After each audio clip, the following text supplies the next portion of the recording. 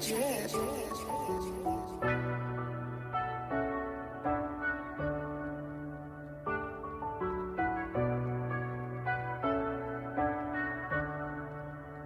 They wanna take my life, cause they only want what's mine. No, I can't stop no time. I think that I'm losing my mind. It's more than meets the eye, I'm in my optimist prime. They wanna take my life, cause we all spark fire. It's time to open my mind. It's more than meets the eye, I'm in my optimist prime. I be dropping bombs like I'm Megatron. Make you call your mom, beat it up like it's my job. I'm that preacher with the mic, just to prove I ain't a god. Be that ones from the city, you know, really putting it on. I can do it all tonight, though I'ma rap.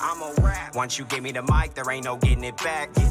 On this rap shit, right now you could get clapped like Bumblebee when they shot the vocal cords out of his neck. I'm here to represent, y'all here to disconnect. My click's in full effect and we on. Fuck the money, I won't respect anything else, I will reject. The all-spark I detect and we gone. Now I'm doing damage, the world turned me to a savage. A normal life I can't have it, say fuck that. I used to beg for scrapping and now I'm living lavish. When the world gon' hit so you punch back.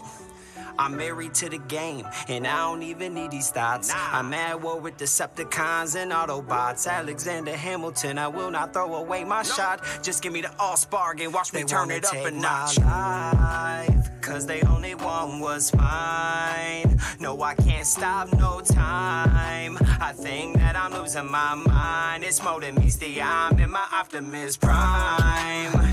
They wanna take my life, cause we all spark fire.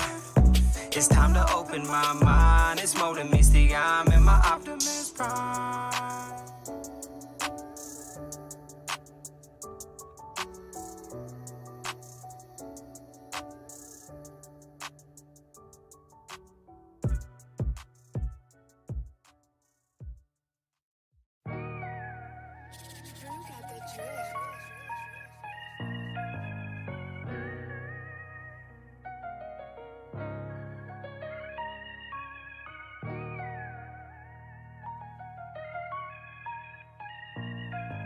I just wanna be me, I just wanna live, I just wanna be free, I'm going for the kill. I said I got more soul than the shoes on your feet, and ain't shit sweet from the city that I came from. All I know is we all gotta eat, and you can get a plate if you promise to never change up. I just wanna be me, I just wanna live, I just wanna be free, I'm going for the kill. Are they trying to kill me? Only time will tell, just don't call that police. I said you gotta believe, yeah. Walk a day in my shoes, you gon' need a year to see all my struggles and see all my fears. And for my homies lost, yeah, I shed a tear. I'm about to transform like I'm shifting gears. There's three sides to every story, I'm sticking to mine. I can't be there to motivate you and write your rhymes. I'm done with that cause I'm motivated every time. I've come correct to impress like a legend in his prime. Bros, let me get a plate, let me get a rock. Bro, let me get a feature, let me get a slot. I won't put in work, I'll just go throw away my shot. In 3 months, I'll do the same shit up on the block. I said I got more soul than the shoes on your feet, and ain't shit sweet from the city that I came from. All I know is we all gotta eat, and you can get a plate if you promise to never change up. I just wanna be me, I just wanna live, I just wanna be free, I'm going for the kill. Are they trying to kill me? Only time will tell, just don't call that police. I said you gotta believe, yeah.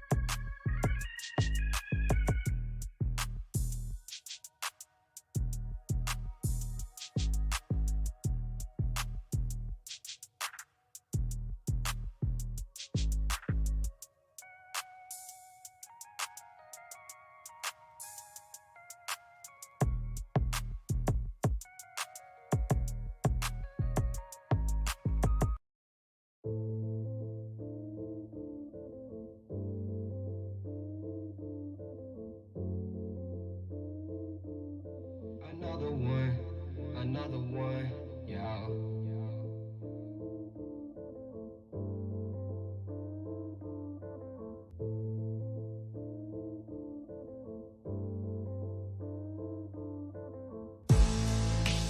Every single day I pray that I don't make a mistake. Won't let it go down that way. Instead I gotta break out of the cage. Every single day I pray that I don't make a mistake. Won't let it go down that way. Said I gotta break out of the cage. I gotta break free out of the cage, out of the coffin. Just wanna be me and you don't wanna see me bossy.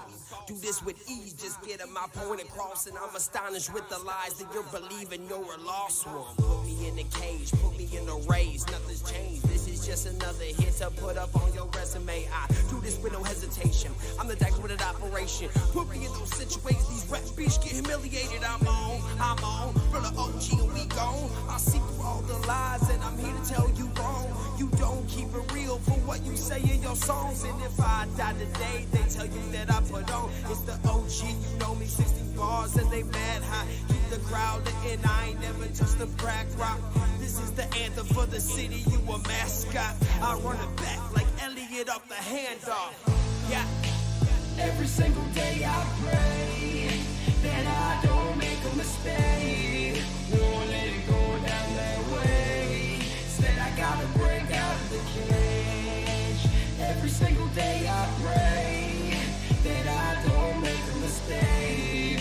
Won't let it go down that way. Said I gotta break out of the cage. Who really wanna go toe to toe with a warlock? It's elementary, Watson got it for Sherlock.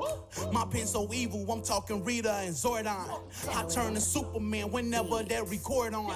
Misunderstood, see that's an understatement. I seen hella hating, I've been hot since Tigger was rapping in that basement. This not for recreation, the game needed some changes. I'm here for renovations, I make it look so basic. That studio and this pen, see that's my true oasis. I murder so many beats, I got some real cold cases. I'm out the box with it, never gave me my props with it. Never needed acknowledgement, boarded up on the rockets. I keep it going and going, it ain't no stopping it. These props we gotta hit, talking up on some boxing shit. See, I would die over my pride on some Mufasa shit. Yeah, I die over my pride on some Mufasa shit. Every single day I pray that I don't make a mistake. Won't let it go down that way. Said I gotta break out of the cage. Every single day I pray that I don't make a mistake. Won't let it go down that way. Said I gotta break out of the cage.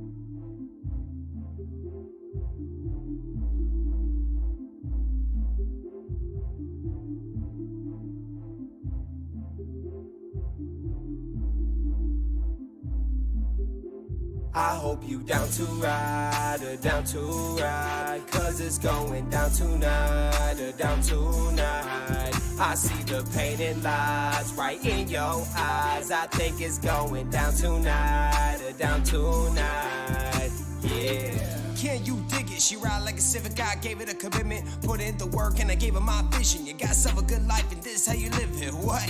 You obsessed with designer? Always thinking about them finer things. Ask at the 9%, what's all that fucking money without the ring? Real talk, are you mad though? You can't leave like a tadpole. It's got you boxed in. Got you stuck in the loop and you can't go. It's fucking sad, bro. Hold up. Man, I feel your pain. Cause I used to be stuck in your lane, pissing the morning and causing commotion and bitching about things that I cannot change. I was trapped in a box like a jack in a box, and they broke me out to get it cracking like pots. You hating on me cause I'm everything that you not, when this shit gonna stop. There's other hustles that slanging the rock and banging the block and drink the lock, clouds your path to the top. Wanna be a part of the game, you just gonna watch. I'm the cream of the crop. I never told no lie, and I didn't say anything wrong, and I ain't worried about it like that red and hockey song. So fuck it to the day I die, I'ma blow the strong.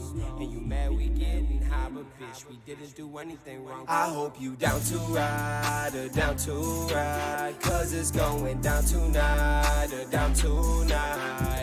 I see the pain and lies right in your eyes. I think it's going down tonight, or down tonight. Yeah. I've been thinking about a lot. What you gonna do when they calling you a op? What you gonna do when they trying to call the cops? What you gonna do when I'm living on the top? Trying to be a little bit better to myself. If you really wanna come and live in myself, bitch, you gotta go. When I'm coming through the door, bitch, you gotta go. There's about to be a big storm tonight. This is about to be a big Tyson fight. Gotta win the fight. Gotta tell everybody going down tonight. She might take my life, it's gonna be alright. Breath 1, breath 2, breath 3, breath 4, breath 5. Somebody better bring me back to life, cause I'm really about to kill my wife. Wait a minute, didn't even know I had a wife. I never told no lie, and I didn't say anything wrong, and I ain't worried about it like that red and hockey song. So fuck it to the day I die, I'ma blow the strong. And you mad we getting high, but bitch, we didn't do anything wrong. I hope you down to ride, or down to ride, cause it's going down tonight, or down tonight. I see the pain and lies right in your eyes. I think it's going down tonight, or down tonight. Yeah. I've been on the road, doing the most, celebrate toast. I hit the stage and I'm making moments. I don't see you niggas, you not my opponents. I got in my bag, I'm switching the focus. I remember days with Tay and that focus. Had to upgrade, now we talking horses. Fuck what she say, I'm citing your sources. We getting paid, ain't no delay. My Spanish bae won't be on delay. If I let her over, she'll be here all day. Don't have the time, I'm running the play. We has to eat, now we're cleaning the plates. I'm from the future and I see your fate. NBCCB until Judgment Day. You riding with us or you in the way. Hey, I've been on the same thing. I've been blowing bang change. I've been seeing things change. You won't ever see me phase. I've been up, we working now. Mic check, mic check. Yo, yo, yo. Yo, we're coming on in here, guys. Let me know if you can hear me. We're about to start in just a minute. This is going to be a great episode of the fan club because it's not basically about me today. It's all about you guys. It's Fan First Friday through Hasbro Pulse. And normally Ash and Deoxy360 usually does a live stream. And usually I join in there. I'm in the comments talking to you guys. And he puts on a good one, puts it all together. And he said that he's going to be watching the new Ghostbusters. You know, he's in, is it Australia, New Zealand? I think it's Australia. And so, you know, the time's all different over there. So I said, if he's not going to do it, I'll come in for an episode and help out. So this is going to be some fun. Let me know what you guys want to see in the comments. I love this kind of stuff. It's been a minute since I've done, you know, a live stream of, you know, Fan First Friday. I think the last time we did one was maybe Hasbro PulseCon. I know that these are always fun. So we're going to get on in here in just a moment. Hold on just a second, guys. So we got to go here. Hello, hello, hello. So then I need to refresh this. Yeah, see, we're just kind of hanging out right now. We're not there yet, but we're getting there. If you guys are hanging out, you want to help out the video, and trust me, the help goes a long way. Go ahead, give us a like, give us hit the subscribe button, hit that share button. Hey, if you guys are feeling generous, I know it's Christmas time. You got that little Christmas bonus. You can send us a super thanks. You get a highlighted comment on the video. This stuff goes a long way for us. We appreciate anything that we get. You know, this is not a fan base. This is a family. We absolutely love it here. You guys make it easy for me to get up every morning and cover Power Rangers. That's just part of the plan of what we do. But one of my things that I do every day, if you see, is we do make videos. So if you guys want to help at all on this daily video grind, you know what to do. So we got 2 minutes. Let's check the comments.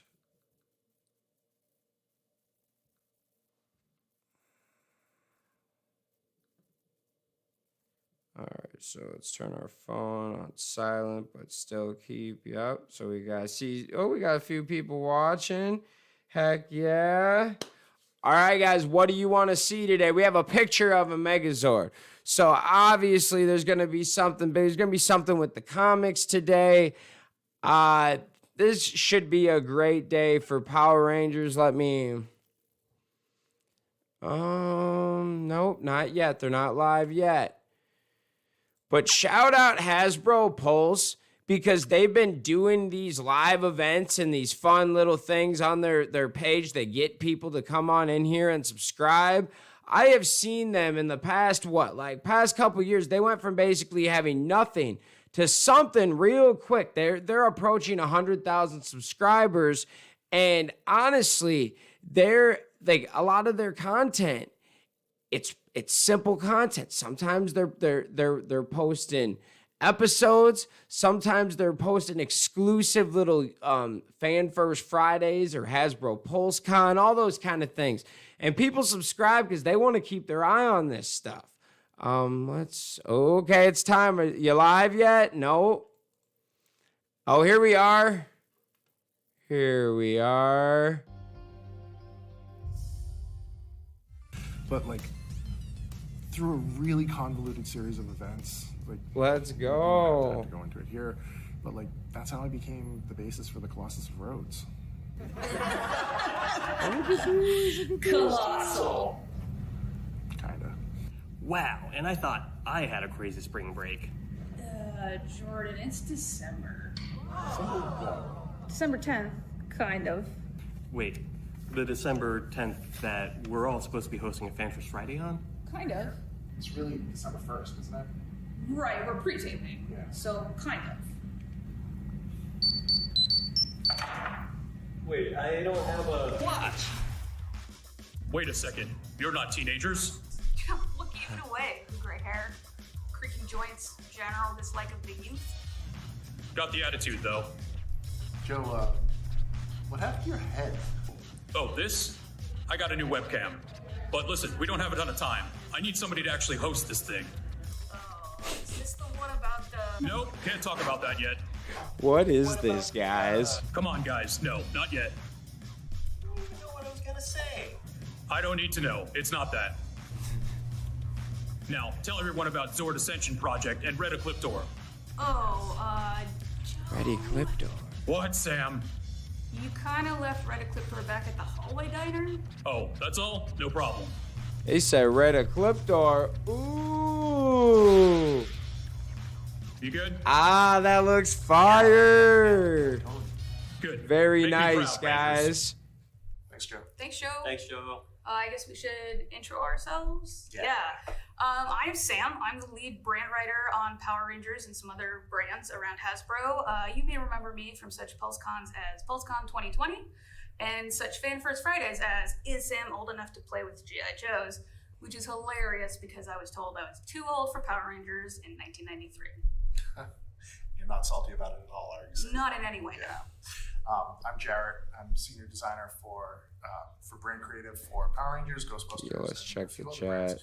Let's check the chat. You know me from such from such things as the What do you Haslab guys Lab. want to see? They finally let me out of the basement, and now I'm here introducing some Power Ranger stuff. Nice. And my name's Jordan. I'm a product designer on Power Rangers, and I work on all sorts of cool stuff, including Zords and Dino Fury stuff. And I'm here 5% faster with no facial hair. Oh yeah, you should. Yes. Look at you. I'm so Ranger Sonic Gamer. So, Red Ecliptor. red. Yeah, they're talking about Red Ecliptor real quick. This thing is fire. Yo, Ranger Sonic Gamer 123 said, I bet we'll get another sneak peek for Dino Fury Season 2. I hope, but I don't know because they are talking, this is all figures right now. We'll see. I'm not 100% sure. I'm not saying you're wrong, fam, but But at the same time, I've got my hopes up a few times with these about like when they first started doing them. And unless they say, see, we got to always check the descriptions of them. Here, we'll check it in a second, actually. Zord with one strike using this very sword. This thing is all new fire. tooled for Red Ecliptor. On top of the sword, he also has a new head sculpt and new arms, which really brings the kind of reborn evilness of him to life. So they already had an Ecliptor, and they're just making a red one out of, you know, the same mold, same body, which honestly makes sense. And red Ecliptor is so dope looking. I wonder, is there more detail there? I'd like to see it up close again. What do you guys think of that red Ecliptor, though? Do you like that? Red with some really neat light red highlights. Oh, no, there's detail. They just had to zoom in. He's cool So what looking. that does is actually He's cool. naturally hits the highlights and brings out some shadow and contouring. What across about the head, body, though? Which I think kind of just adds an extra layer of detail and impressiveness to this figure. And anything I say here, I'm just kind of critiquing from what I first see. It's just questions. I'm not hating, though. Greta and Corey for doing a killer and very fast turnaround on this sculpt. When can we get this? John told me to tell everybody that you can order this at your favorite collector retailer or on Hasbro Pulse spring 2022. I think that's it for the lightning. I got that helmet. Satin time? It's Satin time. I love this project. Yeah, me too. It's been a total blast and an honor as a fan to get to work on this. Yeah. 1000%. I'm a huge robot fan, and working on these projects with the whole team here has been an absolute pleasure. You guys might remember a couple weeks ago on PulseCon, we debuted a 3D printed and hand-painted model for this. Oh, they look so dope. Look Now, at we have here those. Today, an actual very early production sample. These are our Early production engineering pilot sample. samples. They're a little bit janky. The deco and articulation isn't quite dialed in, so it's a little floppy. You might see some deco errors. Product may vary. Product may vary. Don't at me. So yeah, let's dig into some details about Zord Ascension project. So, of course, the Megazord demorphs into 5-component Megazords. That was a must. That was a need to have. We had, like I said, we had a lot of fun making these.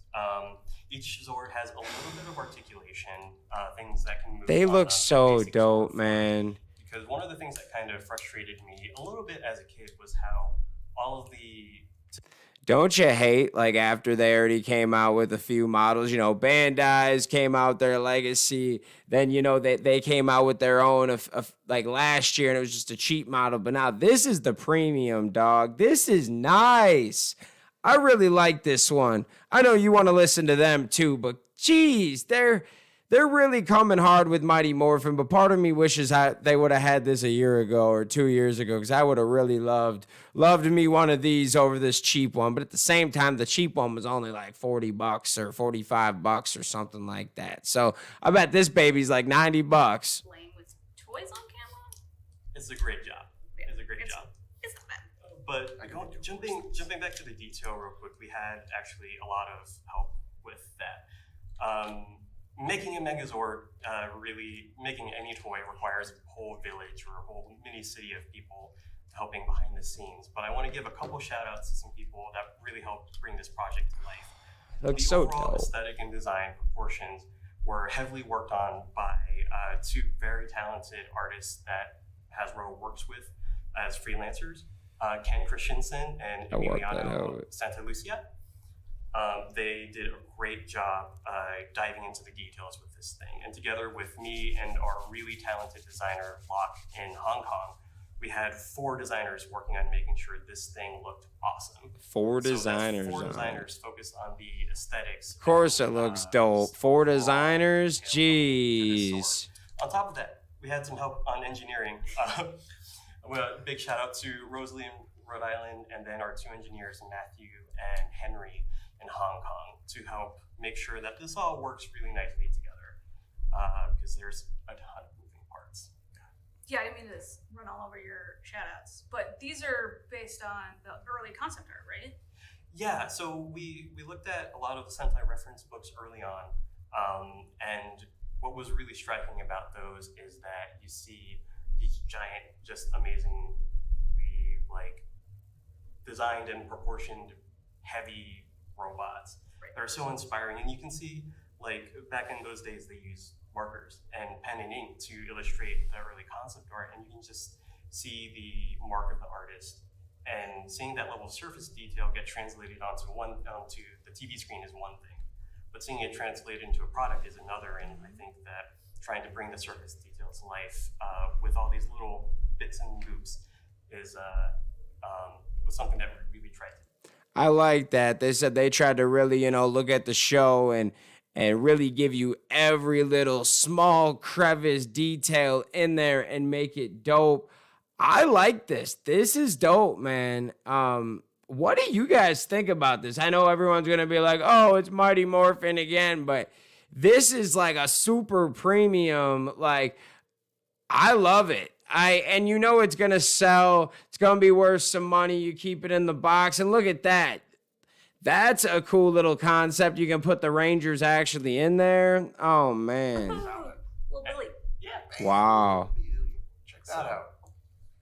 I always thought that was one of the cooler things about Power Rangers compared to, say, like Transformers, was that there were real people inside these piloting them and just duking it out with giant monsters. It's that great mecha tradition. Yes, close to my heart. There's a bunch of other really neat things that this can do. I don't know if I can just look, the T-Rex tail is removable, so when it's combined into Megazord mode, you can actually get some hip articulation, which is super cool. I did accidentally remove that head earlier. Yes, of course. Yeah. It does the shield thing. Super great. Perfect. But it also has these panels that are removable. So during Mammoth mode, the Megazord fists are covered up. But you can also take these pieces. You can set them aside, or you can actually use them as little heels for the combined Megazord form. So you can kind of snap them in like that. So they make it easier to stand. Yes. Awesome. And to kind of avoid having too many floating pieces around. Question. I see standing legs, but this could do tank mode too, right?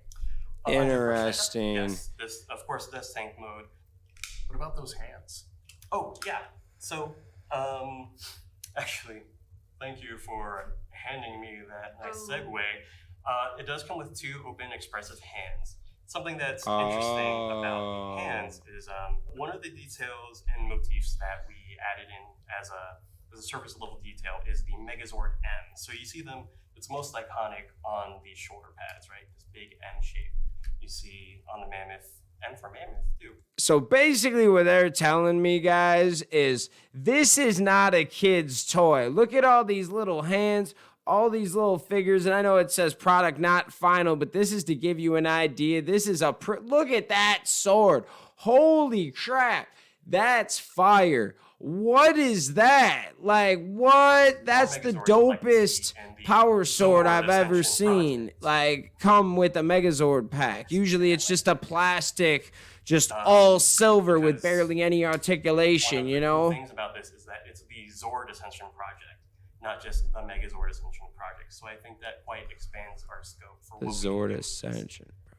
Yes. Yeah, I mean, it's a project, right? And so we want to keep it going and build the project. Build the project, they said. So we'll get into that. Yeah. Right now. Yeah.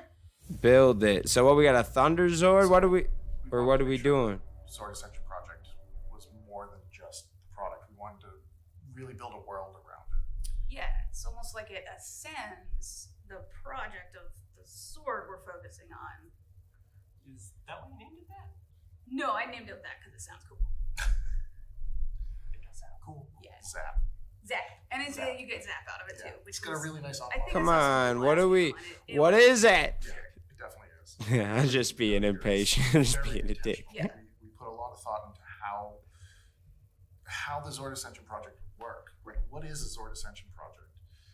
Well, in our mind, the Zord Ascension project is a hardlight archive that holds all information about every single Zord that has ever been created, has been created, is currently or could be created. I'll get to your question in a minute, Elliot. As the writer on the brand, storytelling is a huge and important part of what I do. And we felt like when Jarrett and I started on this, we really felt that something like this needed a story behind it, because story is so important. And we have almost 30 years of story on Power Rangers, and we really wanted to like pay homage to that a little bit. Okay, so what are we doing with the story? We wanted to do that without tying ourselves down to only what exists. And so we've really given not just our toy designers freedom to go out and like come up with some cool big robots, but also like whatever happens in the future, whether that's, you know, TV shows, movies, what? Books, like video games, there's room for all of that. Yeah, you'll actually see that in the numbering sequences that we Bro, that's big, and that's one to keep away from the traditional sort of like number 1, number 2, number 3. So we built a numbering sequence that is actually based on the first canonical appearance of whatever Zord it is. So this is MZ0101 because it shows up in the first episode, first season of Mighty Morphin Power Rangers. oh, so they're making a world. Wait a second, wasn't there a variant of this? They're gonna make their own stuff too. They just talked about it. And that works for any variants going forward. Gives us a lot of leeway to do repaints and repackages and cool. What do you call them? Variants? That's cool things. Cool things. And it also lets us like build a whole collection if we want to. There are people who care about collecting stuff, having those numbers displayed, showing them in order, and you know, we wanted to make sure those fans get what they want to. I like that idea, but just what she said about the whole, oh, we're gonna make our own robots, and so's the TV show. Like, what? Like, we already knew it, but they're just talking about it more, guys. It's just normal now. Real story in Power Rangers lore for that, so we kind of co-opted it and used it as our logo for Zap, and now it has a reason to exist. Yeah, and what was really great about this is that Jarrett and I worked so closely together so there's a reason for everything to exist. That the story and the visuals talk to each other and build visuals. What are we doing here? Product of that, not just the package, which is awesome, but also like what we plan to do in the future digitally is really cool. Yeah, so for the packaging, what we did was we actually tried to recreate what you would find in the Hardlight archive. You actually are presented with this really wonderful headshot of whatever Zord it is. That's so fire. That's tight. It's fantastic. And when you open up the box, you're brought inside. That shit's fire, dog. And there's all these layers of unboxing. Dang, Hasbro, I salute you guys, man. This is great.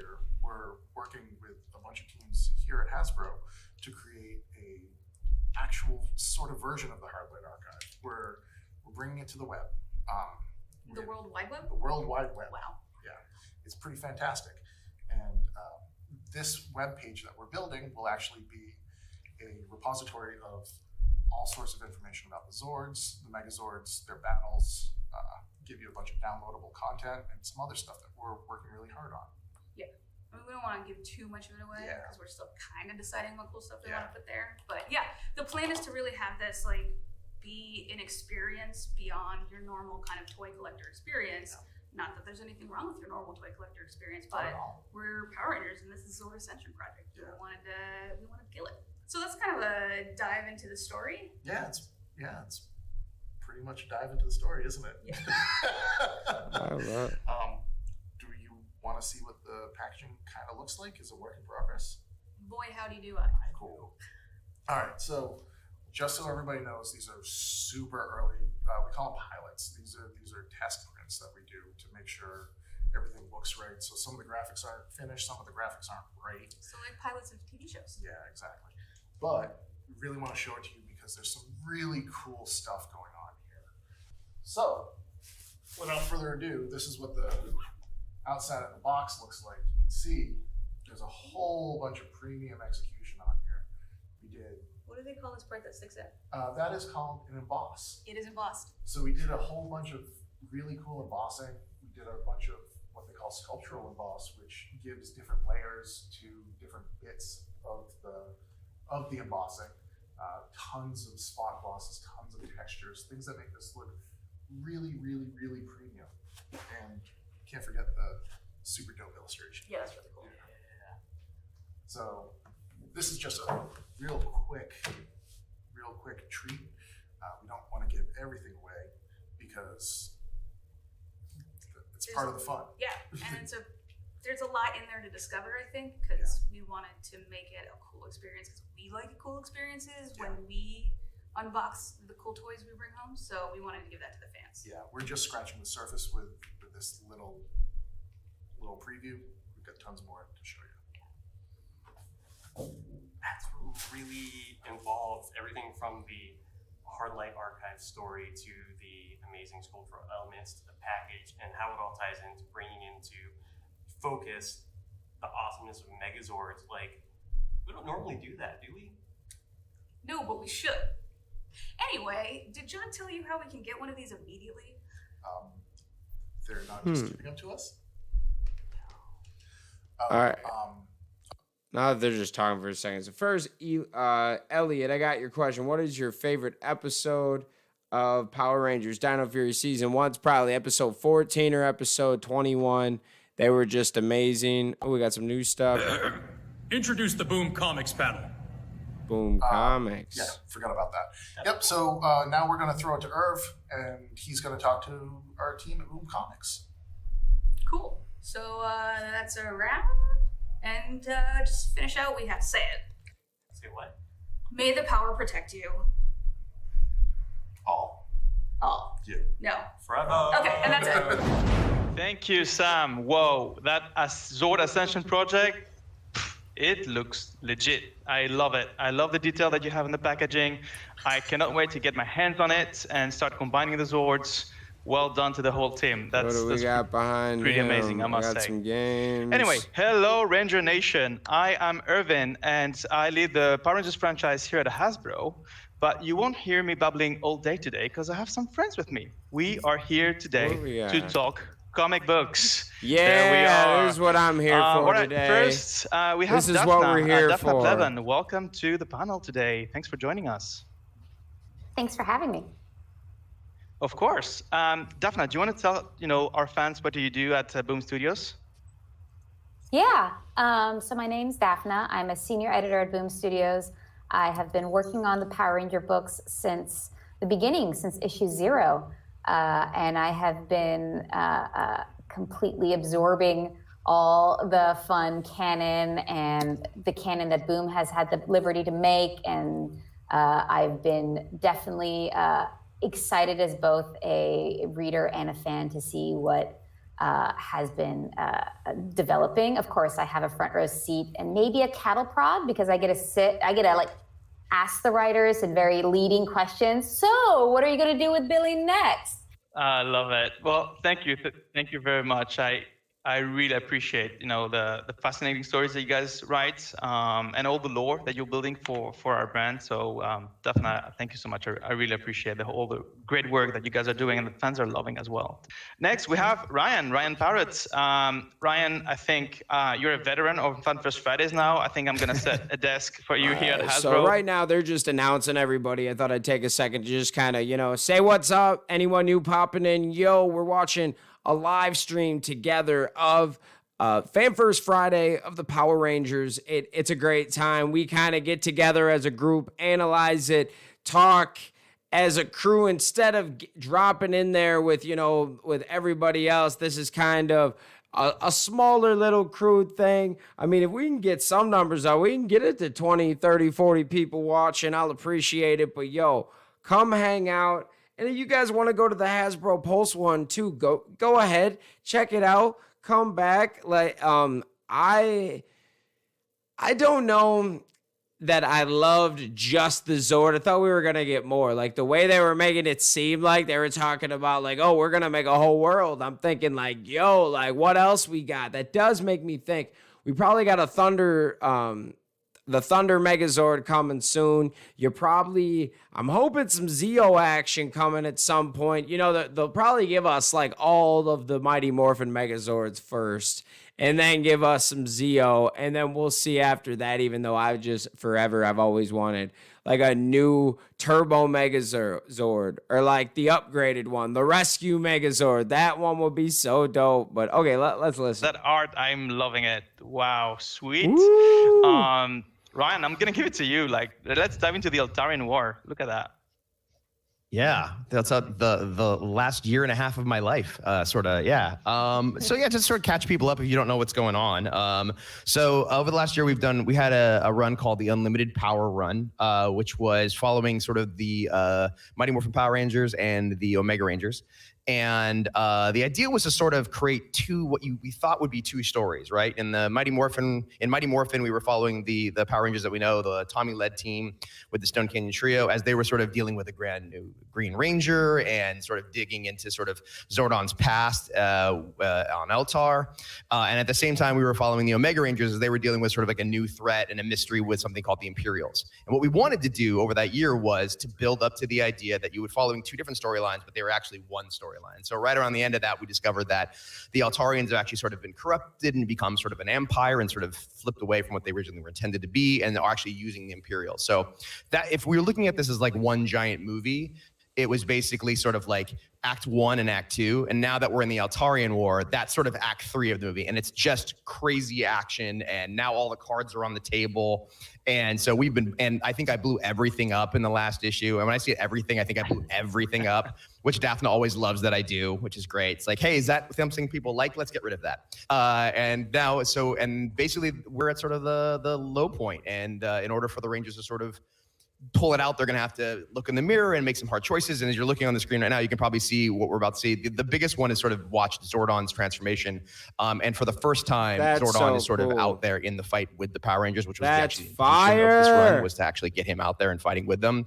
And you can also see that, we have to make some back alley deals with, Finster working along, the minions working along with the Power Rangers. Yo, check this out. You got Finster working with the Power Rangers. You got Zordon fighting. What's something we just want to see that we've never seen before, and let's see if we can make it as crazy as possible.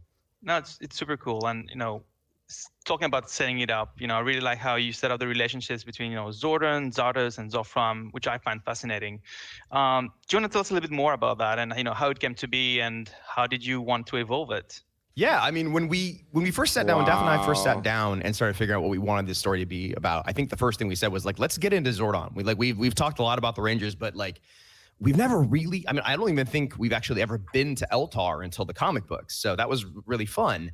And so the idea was to sort of, really dig into his past, but you can't dig into his past unless it has something to do with the present.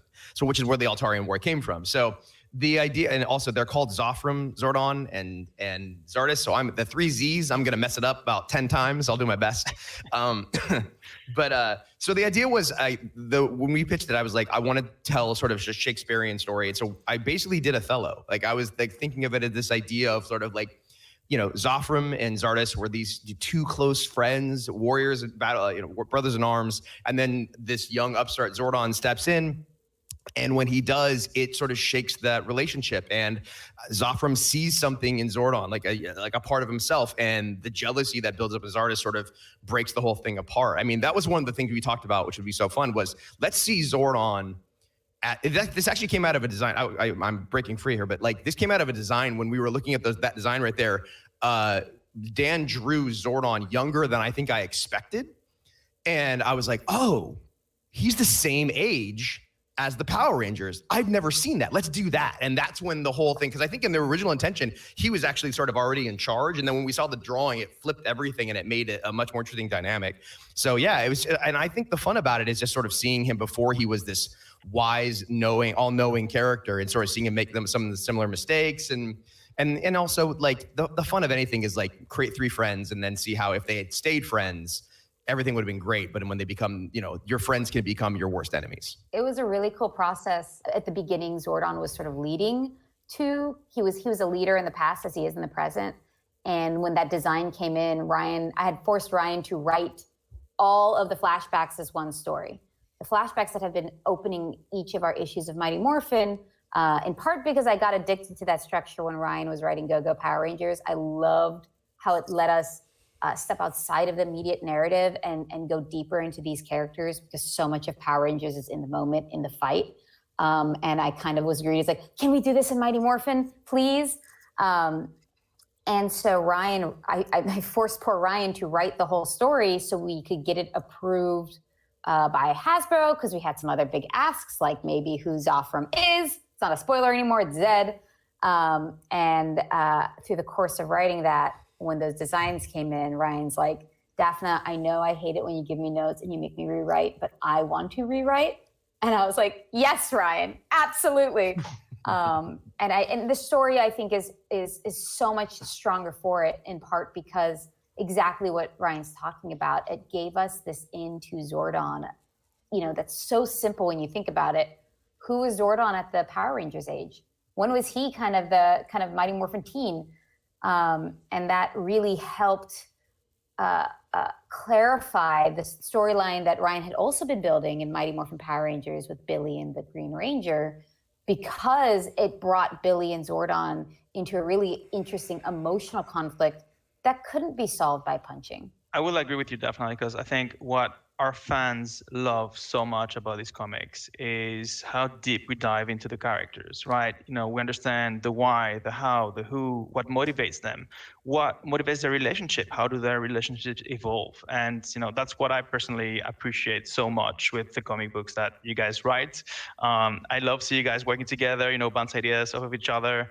Our discussions, of course, definitely are always so cool, but, I really appreciate it. And actually, we saw the image. Speaking of relationships, do you want to talk a little bit about how did you want to evolve Billy's and Zordon's relationship? Because, that was left a bit in a standstill. So, do you want to talk a little bit about that? Yeah, with Billy, we talked about this from the beginning. Like, it was like, this is their themes we wanted to mirror the themes together, which is sort of a crisis of faith. When Billy, in the earlier books we were doing, Billy has all the faith and respect in the world for Zordon. But Zordon was like, no, you can't recharge the green dragon coin. Like, that's not something he wanted, that's something he would approve of. And the idea is Billy disagreed with him. And so he did it behind his back.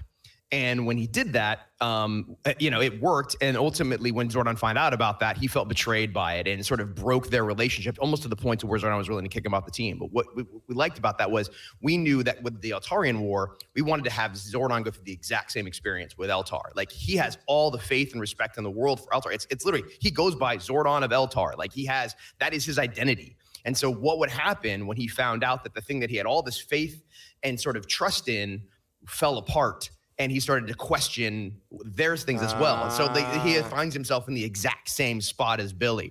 And ultimately to the point to where he ends up having to battle against his own people and sacrifice himself. There was a really fun line that we came up with early on, which was when he finally confronts Zardis and finds out, when they finally tell each other when they stop manipulating each other, and Zardis just tells them what. Bro, the comics got it down, dog. I just like the idea that Zordon says, I'm Zordon of Earth.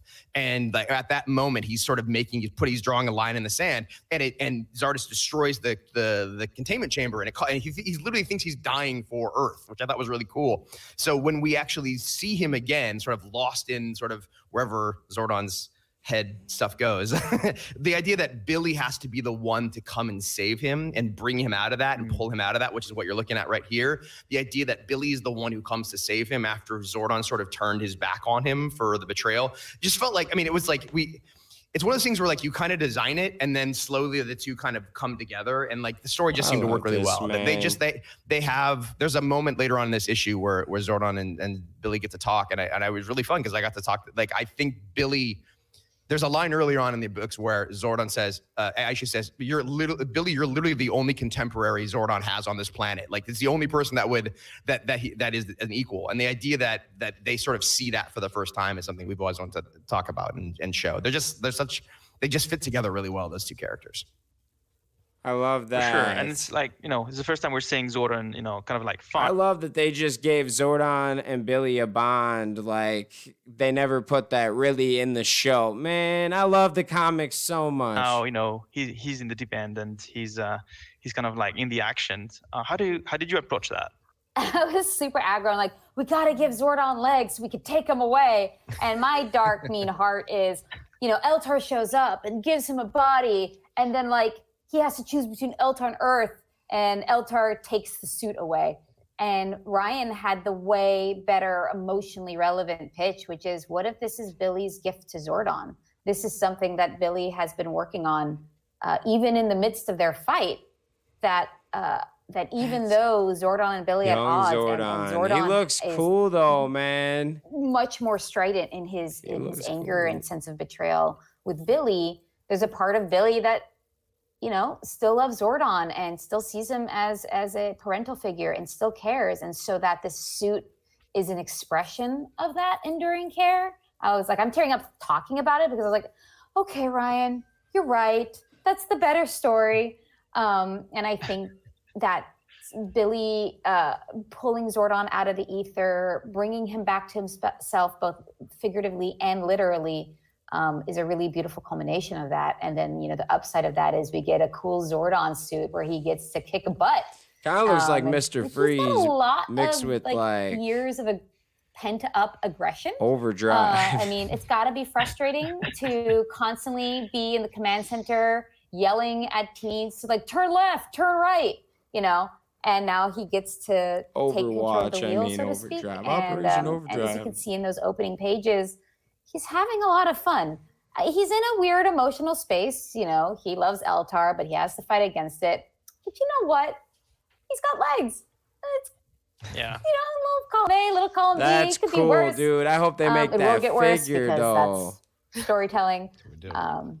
You gonna make us a figure like that, though, or put that in the new show? Because that's ridiculous. Well, that's been kind of the fun of it all, right? Like having to get into write all these different, like we're starting with Go-Go and then working at SR Evil and now doing the Eltarian War. It's like we've seen so many, I've gotten to write so many different versions of Zordon, which is really fun. And like sometimes he's the wise, dad who's helpful and you love him for being, both sweet and sort of understanding. And then there's times where he's the authoritarian who is frustrated because he can't be out there by himself. And then we get to write this sort of young upstart Zordon who doesn't understand what's going on. And so, that's what's been so crazy, is being able to sort of take him and slowly sort of drop him out. Like you said, like this is weird. I remember this when this design came in, the young sage Zordon, this art that Eleonora did, it's sort of from this moment, it informed the entire design of Eltar and everything that we wanted to do and what that world looked like, that Dan sort of took and ran with in Mighty Morphin, and it's fun.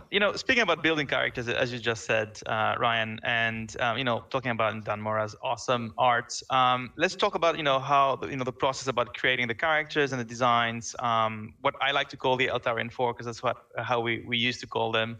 So we can look at those designs. Daphna, maybe you want to talk to us a little bit about how we worked around this, what you wanted to put into those characters, how much you hated me with my feedback and stuff. That's I think fans would love to hear a bit about that.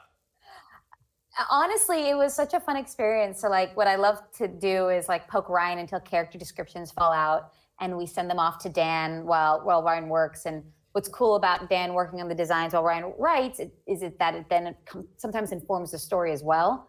And so we saw that with Zordon, and it happened with the Eltarian 4. And then the benefit of us getting these designs in with Hasbro early is that, Irvin, you and me got to collaborate on this. You had great feedback. Those are cool looking, guys. What do you think of those? I'm working on Mighty Morphin, Power Rangers, Eltarian War, Universe. Sometimes there is a beat in which you're like, wait a second, what is the bigger picture? This looks here? like Gambit kind. Which is they're an Eltarian super team. It's like a mixture of everything. They have a unifying palette element that both connects them to each other, but elevates them above the other Eltarian forces. And I think that really cracked the code for us, as you can see between each of the iterations. It went from something that looked like Raiders, they look like something that would be working for Dark Spectre, not Eltar.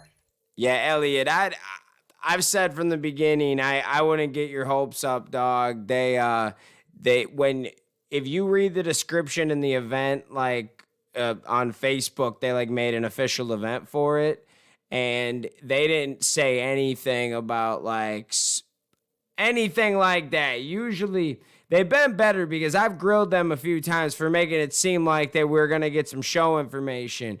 And so the last about 6 months, every time they've done one of these, they've been pretty specific on an idea of what we're getting. And they didn't put anything about TV show or Netflix or Dino Fury. This was more about comics and that Megazord. Pretty terrifying. Yeah, and just hearing you speak about this team, you're giving me like goosebumps. Because like you guys, nailed it. Which, by the way, it kind of sucks though, because like us fans want more, and it sucks when you have a Fan Friday where I actually appreciate this one, but not everyone's gonna love this one because there's no TV news, there's no series news, no movie news. I get it. And you can see that yes, this is technology from Eltar, right? So why not make him look more similar to that nice, sidekick robot we all love? So well done. Like, you guys smashed it. If there's anything else you want to share with our fans out there, I guess we can move into Power Rangers universe and have Nicole come join us as well. I love how Ryan is like, okay, I want to hear all about this because I don't know so much about this. So great. Well, I guess, Nicole, this is the first time we have you on the panel. As I said, welcome to the Power Rangers family. Do you want to talk a little bit about yourself, how you became a comic book writer, how you eventually ended up writing the next big chapter for Power Rangers? Yeah, sure. It's always funny. I always tell people that how I got into comics is always a little kind of one of those typical California stories of being in the right place at the right time. I used to work at a comic store and took over for a friend who was leaving at the time. That friend's sibling ended up being an editor at Boom. And at one point, they were like, we need a pinch hitter. Can you turn something around in a day? And me, being super green, was like, well, of course, because you don't say no when that question comes your way. And that's... I'd been writing before then, but never had the opportunity to be published. So of course that quick turnaround led to another, to another, to another. And of course I've worked with Daphne before. I've worked with a lot of people at Boom, and they're all wonderful. So of course I was super honored when Daphne was like, well, I actually have this project. Are you interested? What made me think of Nicole is this is a unique book in that we're telling a point of Ranger history that hasn't been explored but must have existed. And when you're introducing new characters, you want them to feel real and connected, and that they have shared history, even as you are coming into a moment in their lives where everything changes. And we really use kind of Mighty Morphin Power Rangers as the template in which, when we come into the story of the teens that Zordon chooses to become the first Power Ranger team that was aired, they were friends before. They knew each other before. They aren't strangers who are discovering their powers in each other in the process. They were already kind of a unit of friends and people who cared for each other. Without giving too much away, and Daphne, stop me if my lips get too loose. But I think you kind of like touched on it. Basically, that universe is an origin story for so many things, for so many different things, including a new team. Maybe we can show that concept first with like having that team here. And yeah, maybe Nicole, you and Daphne, you guys want to talk a little bit about the characters that we have here on screen and how they came about. These are sick. I love the great diversity we have here. This is such a great team. So many different backgrounds from what I've seen. I'm not going to talk about too much, but yeah, do you want to tell us a little bit about this team? That is one of the really exciting things about this book. As Daphne said, it's getting to explore a group of friends who have a history of being a group of friends, and they have a lot that has gone on before here that has just built these bonds between them.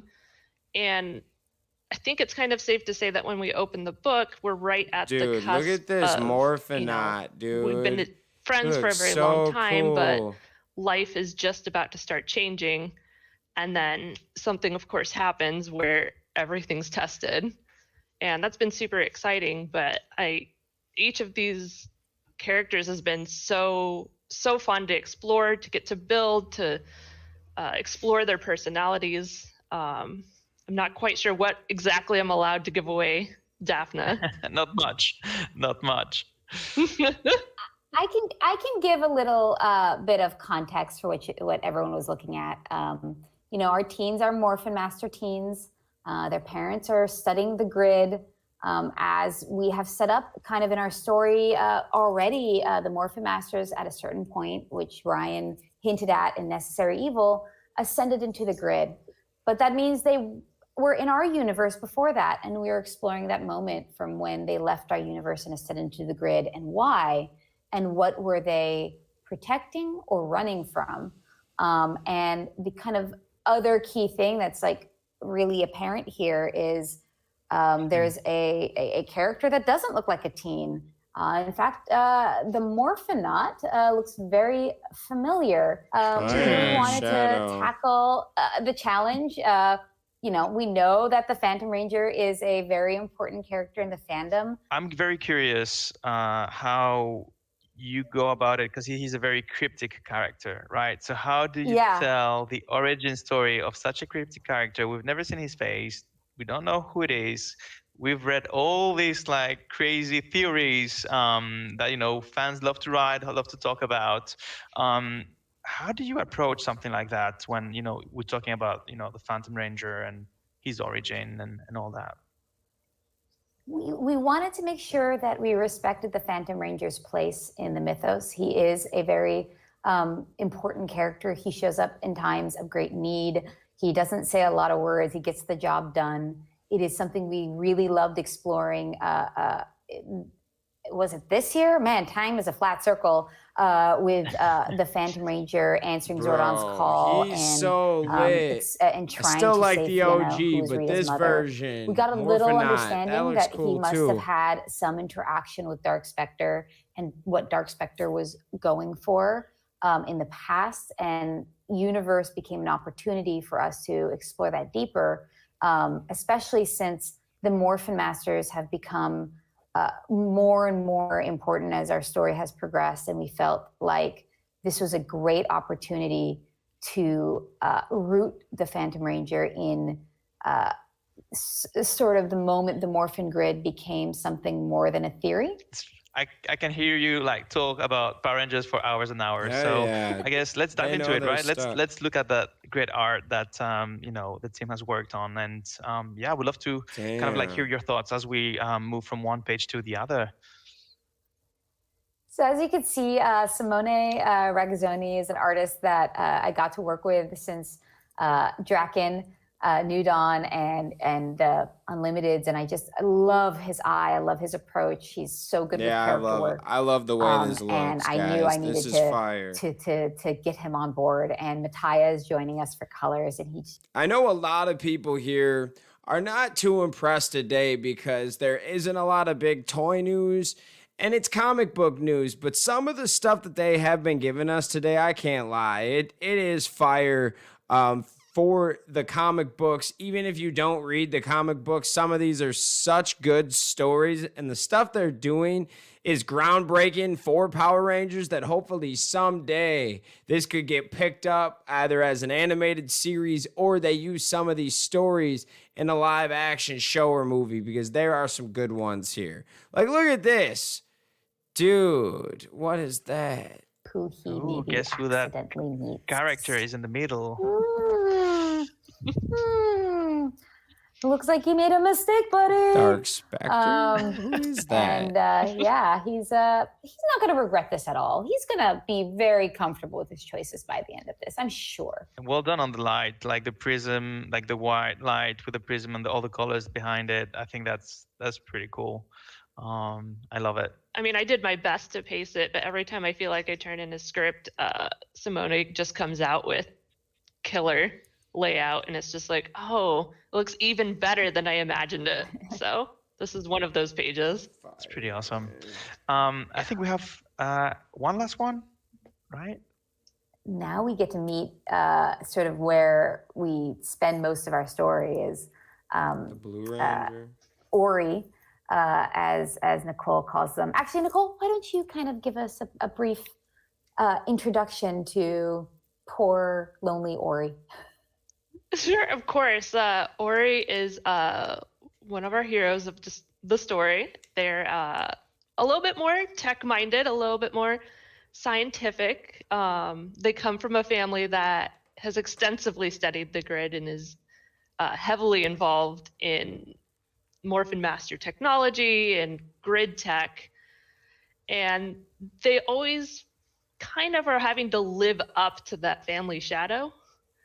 And they're also one of those like brilliant people that also perhaps maybe doesn't necessarily always feel like they fit in. And they have a little bit of trouble sometimes connecting with their friends or just overthink.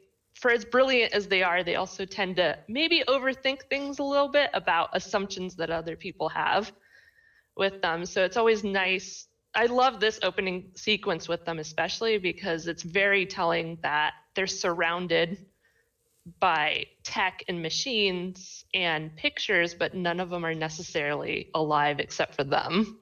So it kind of tells you a little bit about Ori and their state of mind going into the story. And it's just, I love this opening for them.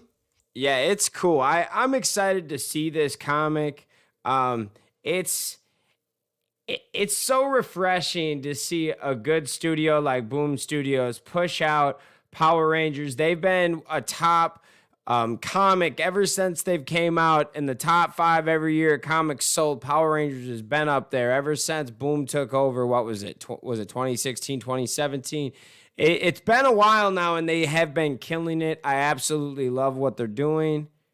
Let's go back to it. There's so many stories here, so many origin stories, so many action. So again, thank you very much. And yes, don't forget Mighty Morphin 14, Power Rangers 14, and Power Rangers Universe coming out in December.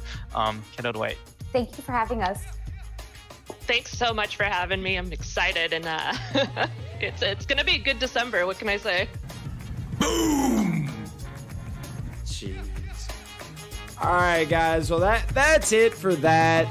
What did you guys think of this? Was this everything you wanted it to be? Or were you looking for more here?